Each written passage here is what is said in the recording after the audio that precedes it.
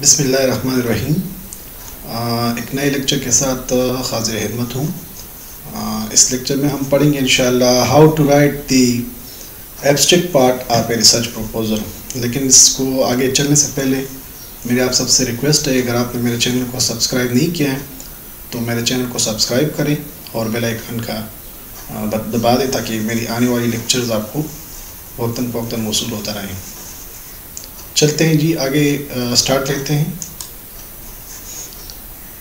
इस लेक्चर के जो ऑब्जेक्टिव्स होंगे वो आप नोट कर लें। To write an abstract of research proposal, यानी हम रिसर्च प्रपोजल का वो कैसे लिखेंगे, एब्स्ट्रैक्ट कैसे लिखेंगे। आगे है फिर to know about the keywords in an abstract of research proposal. मैं आपको कीवर्ड्स के भी बारे में बताऊंगा कि कीवर्ड्स क्या होते हैं और वो एब्स्ट्रैक्ट में कैसे लिखे जाते हैं। ठीक है जी। Why an abstract is so important. सबसे पहला क्वेश्चन तो ये बनता है कि ये एब्स्ट्रैक्ट इतना इम्पोर्टेंट क्यों है। ये देखें, basically N abstract is the theme of your research proposal, यानी आप रिसर्च प्रपोजल का जो आपका थीम होता है ना वो एब्स्ट्रैक्ट होता है। As we all know that there is no such extra time with the reader to read your whole text. Instead he और she will read your synopsis to evaluate your work. So being a scholar, one should better know how to write the abstract of your synopsis. Remember that it cannot be written at once. It will take some time to revise and refine. यानी आप याद रखें कि abstract जो है वो आप एक ही नशिस्त में बैठ के आपको अगर ये आपको आइडिया है या आपको ये आपकी जहन में है कि मैं एक ही नशिस्त में बैठ के जो है वो एब्स्ट्रैक्ट लिखूँगा, तो ये आपकी गलतफहमी खाम ख्याली है। आप एक ही नशिस्त में नहीं लिख सकते, इसको आप बार बार रिफ़ाइन करेंगे। आप सुपरवाइज़र के साथ बैठेंगे, वो आपको बार बार इसकी जो है वो रिफ़ाइनमेंट करवाएगा।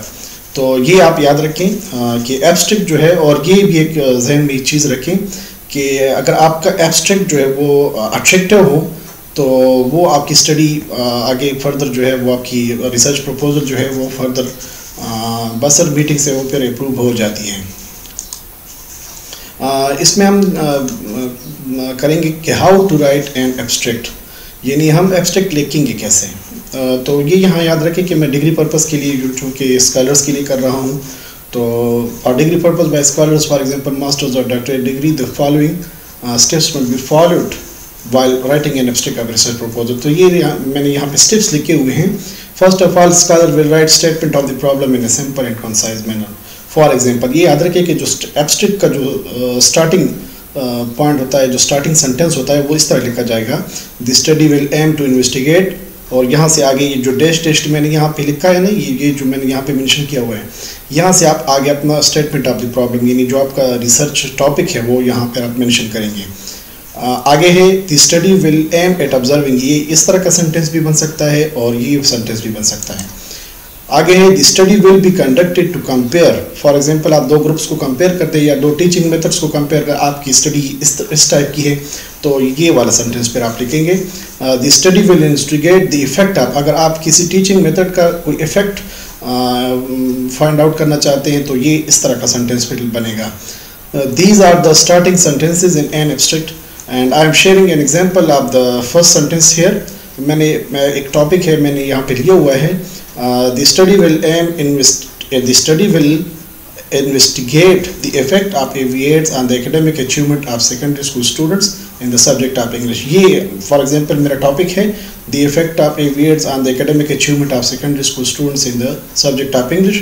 तो मैंने यहाँ पे ये पहला सेंटेंस जो इस तरह लिखा है, the study will investigate the effect of AVAIDS on the academic achievement, or we can say that academic achievement की जगह आप यहाँ पे परफॉर्मेंस भी लिख सकते हैं, आप secondary school students in the subject of English. ठीक है जी। आगे इसी को फिर कंटिन्यू करते हैं।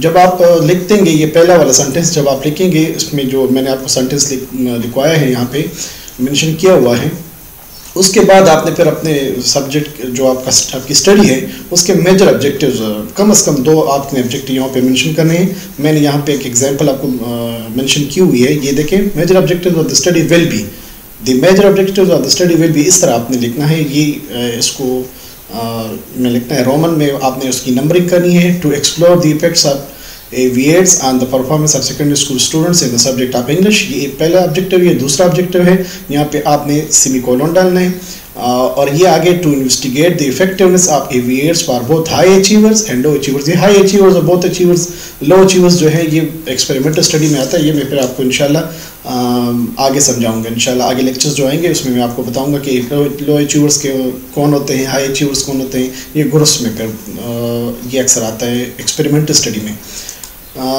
जी हाइपोथेसिस, उसके बाद जब आप ऑब्जेक्टिव्स आप मेंशन करेंगे तो ये एक सीक्वेंस है, मैं सीक्वेंस से शेयर कर रहा हूँ। तो उसके बाद फिर आपने हाइपोथेसिस मेंशन करने हैं। अगर आपकी स्टडी के कोई हाइपोथेसिस बनते हैं तो आपने हाइपोथेसिस लिखने हैं और उसका तरीका ये है, ये यहाँ से देखिए, टू अचीव द अबव या to achieve the stated objectives the following two null hypothesis या अल्टरनेटिव। अगर आपके हाइपोथेसिस अल्टरनेटिव हैं तो आप अल्टरनेटिव लिखें, अगर आपके नल हैं तो नल लिखें। Null hypothesis will be formulated and tested.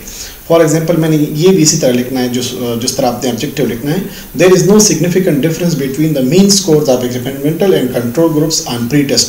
ये सिग्निफिकेंट डिफरेंस का भी मैं पे आपको बताऊंगा कि सिग्निफिकेंट डिफरेंस क्या है, मीन स्कोर्स क्या है, एक्सपेरिमेंटल एंड कंट्रोल ग्रुप जो मैंने आपको एक्सपेरिमेंटल स्टडी में बताया था कि इसमें दो ग्रुप्स बनते हैं। और ये प्री टेस्ट और पोस्ट टेस्ट, इसका कंसेप्ट भी मैं फिर आपको बताऊंगा इंशाल्लाह। देयर इज नो, दूसरा वाला जो इस नल हाइपोथेसिस है, there is no significant difference between the mean scores of high achievers and आप experimental and control groups on post test. फिर मैं आप यहाँ पे मैंने जिस तरह बताया ना कि आपके प्री टेस्ट और पोस्ट टेस्ट, तो ये मैं इंशाल्लाह जब हम टेस्ट को पढ़ेंगे रिसर्च टूल्स में तो ये मैं आपको समझाऊंगा कि ये क्या होते हैं। आगे फिर पॉपुलेशन एंड सैंपल है। जब आप हाइपोथेसिस को करें, मेंशन करें, तो हाइपोथेसिस के बाद जो दूसरा वाला आता है उसका वो होता है आपका पॉपुलेशन और जो है आपका सैंपल साइज। तो population, for example secondary school students are your population, then 9th class English students are your sample. As it is experimental study so sample size of 40। ये याद रखें कि एक्सपेरिमेंटल स्टडी में जो है ये 40 to 50 सैंपल साइज जो है आपके ये काफ़ी होता है, ये सफिशेंट होता है, ठीक है। और ये डिपेंड करता है जब आपकी स्टडी कोई और हो, मतलब कोई और नेचर की स्टडी हो, काजल कंपेरेटिव कोरिलेशनल हो या कोई डिस्क्रिप्टिव स्टडी हो, तो उसमें फिर डिपेंड, या कोई फॉर एग्जांपल एम्पेरिकल स्टडी हो, आपकी एम्पेरिकल रिसर्च हो कोई, तो उसमें फिर आपने ये करना है, आपका जो सैंपल साइज है वो फिर वेरी करेगा।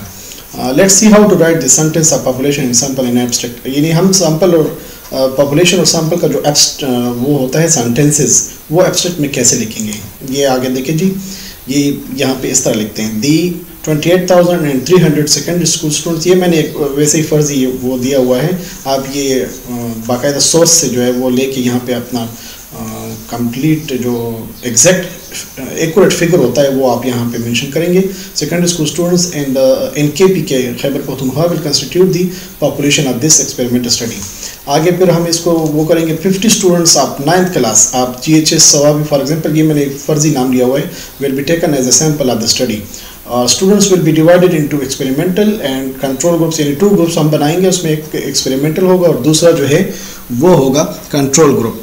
तो और ये कैसे बनाएंगे, ये हम पेयर रैंडम सैम्पलिंग बेसिस पे बनाएंगे और on the basis of pre test course. ये पेयर रैंडम सैम्पलिंग की एक टेक्निक है, ये मैं इंशाल्लाह आपको सैम्पलिंग टेक्निक जब हम पढ़ेंगे आगे लेक्चर्स में तो ये मैं आपको समझाऊंगा कि पेयर रैंडम सैम्पलिंग और सैम्पलिंग के कौन कौन से टेक्निक्स यूज़ होते हैं। आगे जी चलते हैं, रिसर्च टूल और एनालिसिस, यानी रिसर्च टूल या डेटा कलेक्शन टूल और फिर इसकी एनालिसिस। तो आफ्टर ये जब हम करेंगे सैंपल साइज ये हम मेंशन करेंगे, तो उसके बाद फिर आपने यहाँ पे डेटा कलेक्शन टूल लिखना होता है कि वो क्या होता है। ये एक प्री टेस्ट, ये teacher made pre test post test, यहाँ पे मैंने एज एग्जांपल लिया हुआ है। आप क्वेश्चनर भी लिख सकते हैं, आप इंटरव्यू भी ले सकते हैं, आप ऑब्जर्वेशन शीट्स भी लिख सकते हैं, लेकिन ये चूँकि मैंने यहाँ पे अपनी स्टडी में ये मेंशन किया हुआ है प्री टेस्ट और पोस्ट टेस्ट, तो अक्सर नॉर्मली ज़्यादातर ये लोग यूज़ करते हैं, तो मैंने ये यहाँ पे यूज़ किया है। To both groups to measure the performance of the student such statistical techniques कौन से यूज़ होंगे, तो T test and ANOVA will be applied to analyse the collected data. यानी हम फिर उसको एनोवा और टी टेस्ट और काई स्क्वायर, यानी इसमें काई स्क्वायर भी लग सकता है, ये याद रखें कि इसमें मीन वगैरह ये सारी चीज़ें आ जाती हैं। मैं इंशाल्लाह फिर स्टैटिस्टिकल एनालिसिस जब हम पढ़ेंगे अपने आगे लेक्चर्स में, तो मैं आपको समझाऊंगा कि ये क्या होता है, स्टैटिस्टिकल टेक्निक्स कौन से कहाँ पे यूज़ होते हैं। आगे जी चलते हैं। एट लास्ट आपने यहाँ पे ये याद रखें कि आपने यहाँ पे सिग्निफिकेंस ऑफ योर स्टडी ये मेंशन करना है। The study will be equally significant for all secondary school students and teachers this study will open new Vista, ये आप वर्ड्स जो है ये कहीं से भी आप कॉपी कर सकते हैं या आप लिख सकते हैं, आप सुपरवाइज़र से भी लिख सकते हैं। सुपरवाइज़र आपको इसकी वो करवा देगा, यानी आप सेंटेंस लिख देंगे कि ये मेरी स्टडी है जो है वो कौन कौन से फील्ड्स में या किन उसके लिए कौन से इंस्टीट्यूशंस के लिए, स्टूडेंट्स के लिए या यूनिवर्सिटीज़ के लिए या HEC के लिए, या जो भी आप इसको यहाँ पे मेंशन करें कि इसके लिए ये सिग्निफिकेंट है, तो आप यहाँ पे इस तरह लिखेंगे जिस तरह मैंने आपको ये मैं फिर से बता देता हूँ, द स्टडी विल बी, लेकिन आपकी सेंटेंस जो जिस तरह का वो लिखने का अंदाज़ होगा वो इसी तरह होगा, क्योंकि ये फ्यूचर टेंस में होगा। ये देखें विल का लफ्ज़ इस्तेमाल यूज़ हुआ है, will, the study will be equally significant for all secondary level students and teachers, this study will open new vista and direction to all those researchers who are interested in experimental study and the field of education to use new teaching strategies in order to make the teaching learning process more effective and result oriented। ये आप अपनी तरफ से वो करवा सकते हैं, लेकिन ये सुपरवाइज़र के साथ ये जो आप उसकी रहनुमाई में ये करें तो ये ज़्यादा बेहतर होगा। लेकिन ज़्यादातर ऑलमोस्ट जो होते हैं सेंटेंसेस वो इसी तरह बनते हैं। आप यहाँ पे कुछ और भी लिख सकते हैं, लेकिन ये स्टार्टिंग जो सेंटेंस का स्टार्टिंग होता है वो इसी तरह आपने लिखना है, the study will be equally significant for all secondary school. अगर आपका प्राइमरी स्कूल, अगर आपकी स्टडी प्राइमरी लेवल पे है तो आप यहाँ सेकेंडरी की जगह प्राइमरी लिख दें। अगर आपका मिडिल है तो मिडिल, अगर आपका कॉलेज है कॉलेज सेक्टर लिखे, अगर आपकी यूनिवर्सिटी है तो यूनिवर्सिटी, जो भी आपकी पॉपुलेशन है या आपका सैम्पल साइज़ है, सॉरी पॉपुलेशन या सैम्पल, यानी जो आप पॉपुलेशन देते हैं ना सेकेंडरी लेवल पे देते हैं या कॉलेज लेवल पे, तो आपने यहीं पे वही मेंशन करना है। फॉर एग्जांपल मैं वो कर देता हूँ, मैं कोई ट्यूटर्स का के बारे में लिखता हूँ तो यहाँ पे आपके ट्यूटर्स लिखते हैं। अगर कोई खास इस यूनिवर्सिटी का, फॉर एग्जांपल मैं AIU वालोपुर यूनिवर्सिटी का लिख देता हूँ तो आपने फिर यहाँ पे AIU यूनिवर्सिटी का वो लेना है। तो ये डिपेंड करता है आपकी पॉपुलेशन पे। जी मैं ये आपको बताऊं कि कीवर्ड्स जो हैं, at the end of your page you must have mention keywords of your research topic और एब्स्ट्रैक्ट एज, यानी जो आपका टॉपिक होता है ना उसमें कीवर्ड्स होंगे। कीवर्ड्स मीन जो इम्पोर्टेंट वर्ड्स होंगे, यानी कीवर्ड्स इसमें ये जो मैंने आपको पिछला आपको टॉपिक वहाँ पे मेंशन किया, उसमें जो कीवर्ड्स हैं, जो रिसर्च जो स्टडी है उसमें जो कीवर्ड्स हैं वो है एविएट्स और सेकेंडरी लेवल। यहाँ पे मैं आपके साथ वो एब्स्ट्रैक्ट का जो फिसिमाइल जो सैंपल है वो मैं आपके साथ शेयर करता हूँ। ये देखें जी,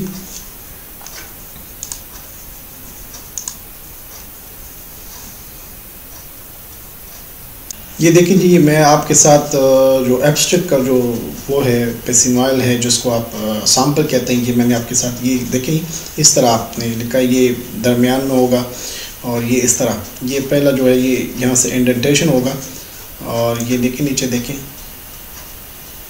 ये देखें जी ये कीवर्ड्स हैं, ये आप देखें ये कीवर्ड्स हैं। और इसमें देखें ये देखें the study will be conducted, ये आप देखें अगर आपको नज़र आ रहा हो इस तरह, ये देखें जूम करके आप ये सारी चीज़ें देखें, ये मैंने इसको एक प्रॉपर तरीके से यहाँ पे लिखा हुआ है। ठीक है जी,